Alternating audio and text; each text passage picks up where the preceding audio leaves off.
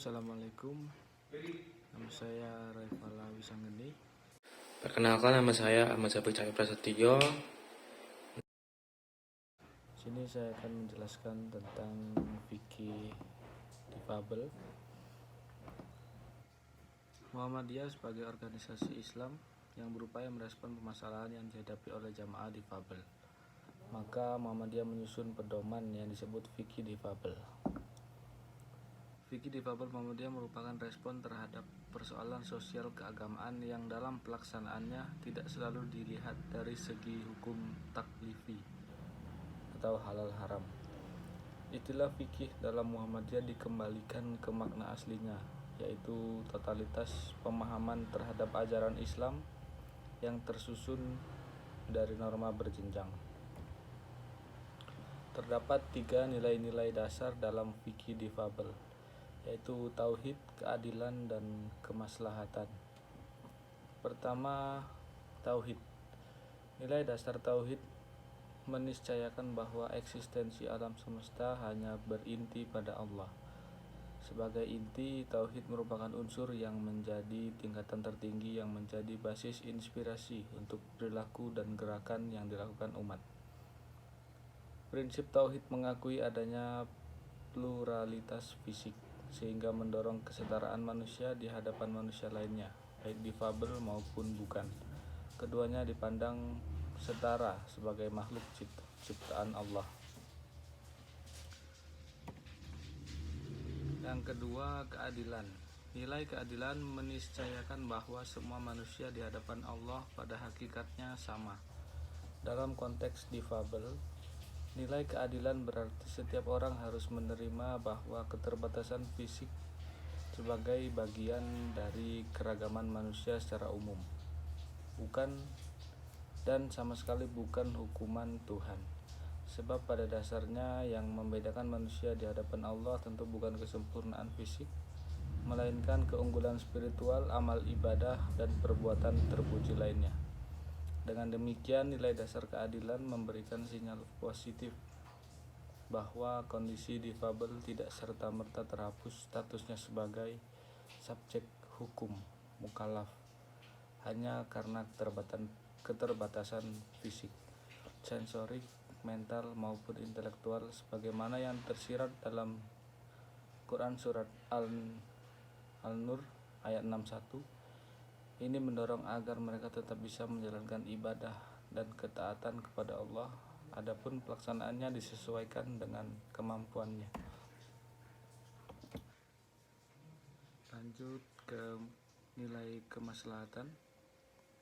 Nilai kemaslahatan yang berada di ikatan laruriyah bermakna menjaga hak-hak difabel, memenuhi kebutuhan dasar hidupnya, dan memberikan kesempatan untuk berkontribusi nyata dalam segala bidang.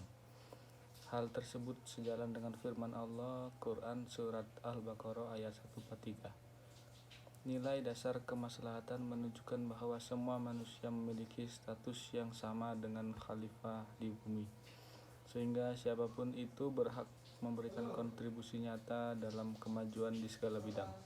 Dengan demikian, penyandang difabel dapat berpartisipasi secara nyata dalam mewujudkan kemaslahatan sesuai dengan kemampuannya. Seseorang yang ditakdirkan jadi difabel tidak perlu berkecil hati karena masih bisa berbuat nyata untuk kemajuan dan kemaslahatan. Pandangan Islam terhadap difabel. Al-Quran tidak menganggap difabel sebagai hukuman Allah, bukan pula berkah atau mukjizat, dan tidak juga menunjukkan kelemahan iman seseorang. Dalam perspektif Islam, nilai manusia di sisi Allah sangat bergantung pada aktivitas spiritualnya dan bukan atribut fisik atau materi. Dan pandangan Al-Quran seperti ini merupakan lompatan yang sangat jauh dari pandangan budaya masyarakat Arab pra-Islam yang melihat difabel sebagai hukuman. Bahkan perilaku budaya Romania, Bizantium, serta Eropa pada abad pertengahan sangat melecehkan penyandang difabel, sedangkan sikap Islam sangat progresif dan mencerahkan. Ibadah perspektif difabel. 1. Aktivitas beribadah. Aktivitas beribadah meliputi penggunaan kursi roda, penyedia pemandu bahasa isyarat, dan pemanfaatan anjing pemandu bagi tunanetra. Yang kedua, tata cara beribadah.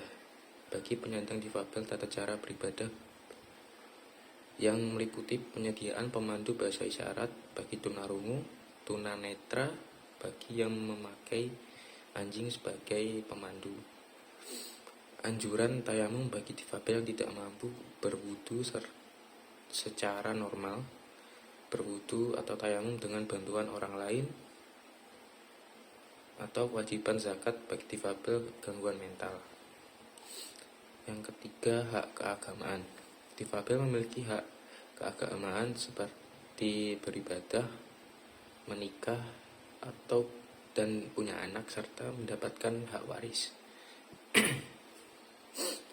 Muamalah perspektif difabel. Hak hidup dan tumbuh kembang, pemeriksaan DNA, kromosom, hukum aborsi anak lahir dari rahim difabel atau mental. 2. Hak sipil, hak hidup, layanan hukum, kesehatan, aksesibilitas, pendidikan, dan lain-lain. Yang ketiga, hak perlindungan difabel sebagai subjek hukum dalam muamalah dan sebagai saksi hukum. Kesimpulan, Muhammadiyah mempunyai pandangan bahwa kelompok difabel sama halnya dengan kelompok lainnya yang harus dimuliakan, mendapatkan keadilan dan berhak untuk mendapatkan kemaslahatan dan juga berkontribusi untuk membawa kemaslahatan untuk umat. Yang kedua, prinsip kemuliaan manusia, inklusivitas, dan perkembangan ilmu dan teknologi menjadi prinsip dasar pengembangan fikih difabel ini. Hal ini dimaksudkan agar hak asasi difabel, hak hidup yang bermartabat, serta hak mendapatkan teknologi sesuai dengan kebutuhan kelompok rentan ini terpenuhi. Dan yang terakhir, pedoman praktis dalam beribadah terkait dengan cara taharoh, sholat, zakat, puasa, dan haji, serta pedoman praktis kelompok difabel dalam bermuamalah dalam fikih difabel ini penting untuk diperhatikan dan juga disosialisasikan di masyarakat.